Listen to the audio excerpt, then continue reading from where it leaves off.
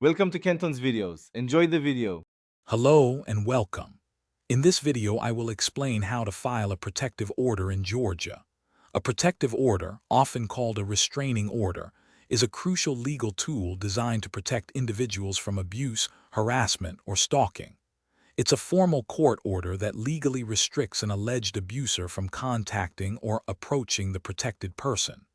Georgia law provides three main types: family violence, stalking, and employer protective orders, each tailored to specific situations. Understanding these can help you seek the right protection. To file, you must generally be 18 years old or older, or a minor with a specific relationship to the respondent, such as a spouse or co-parent. You'll need your identification, the respondent's full name, address, and contact details. Crucially, gather specific, documented evidence of violence, threats, or stalking, like text messages, police reports, or medical records. You also need to provide a clear explanation of why you need protection, and may include witness testimony to support your claims.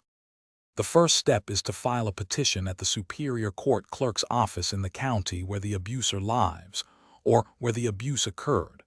For family violence protective orders, there is no filing fee. You may have an immediate ex parte hearing, where a judge reviews your case and can issue a temporary order for up to 30 days without the other party present. A full hearing will then be scheduled within 30 days, where both parties present their cases before a judge makes a final decision.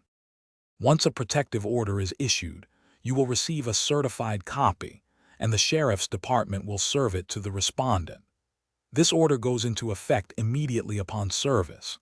While temporary ex parte orders last up to 30 days, a full protective order typically lasts for 1 year, with possibilities for extension up to 3 years, or even becoming permanent in severe cases. Always keep a copy of your order with you, and prioritize your safety by being mindful of your surroundings and online presence. Thanks for watching. Consider subscribing if we helped you.